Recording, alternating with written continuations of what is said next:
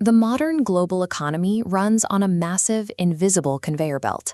Every day, millions of barrels of crude oil and liquefied natural gas, supercool gas converted to liquid for easier transport, crisscross the oceans to keep the lights on and factories running. But if you follow those massive trade routes back to their source in the Middle East, you find a severe geographic bottleneck. This is the Strait of Hormuz, a narrow waterway separating Iran from the Arabian Peninsula. At its narrowest point, it is just 21 miles wide. Looking at this diagram, you can see how precarious the situation is. Roughly 20% of the entire world's oil supply, along with a massive share of its natural gas, must squeeze through this exact, incredibly tight geographic valve to reach the open ocean. For decades, international trade has relied on a single vital assumption, that this specific waterway will remain open, neutral, and safe for any commercial ship that needs to pass. Because so much energy is forced through such a tiny space, the Strait of Hormuz operates as the single most vulnerable artery in the entire global economic system. If it closes, the system starves.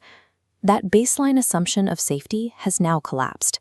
The escalating military conflict between the US, Israel, and Iran has spilled directly into these waters, replacing standard commercial traffic with heavy naval deployments.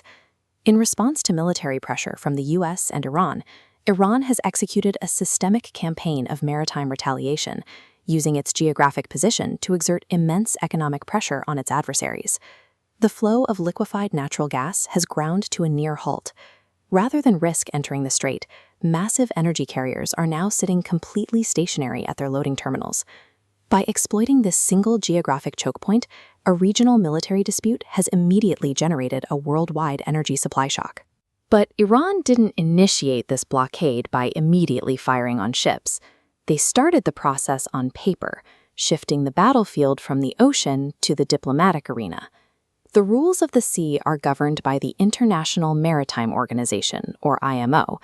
This is a 176-member United Nations agency responsible for regulating the safety, security, and environmental impact of international shipping. Iran's foreign ministry drafted and circulated an official letter to the IMO member states. This document explicitly laid out a new, highly restrictive set of rules of engagement for anyone attempting to enter the strait. The letter outlines Iran's core legal justification. Tehran claims it has taken necessary and proportionate measures to protect itself, specifically to prevent aggressors from exploiting the waterway to launch hostile operations. Iran is utilizing the UN's own bureaucratic channels to legitimize a massive disruption to global trade, framing the entire blockade under the legal protections of national self-defense. According to the new rules, the strait isn't fully closed. Instead, passage is highly conditional. Any vessel wanting to cross must now directly coordinate its route with Iranian authorities first. Only ships officially designated as non-hostile or exercising innocent passage are allowed through. In maritime law, innocent passage means a ship can travel through territorial waters so long as it doesn't threaten the coastal state's peace or security. But Tehran's letter strips that exact right away from specific targets. Any vessel linked to the United States, Israel, or allied nations participating in the conflict is officially disqualified from innocent passage. This reclassification targets Israeli commercial and naval operations. Ships flying Allied flags or carrying Israeli cargo are now legally barred from entering the region's waters. By rewriting the local definition of innocent passage, Iran locked its primary adversaries out of the world's most critical energy highway without having to fire a single shot. The physical result of this diplomatic maneuver is a paralyzed global fleet.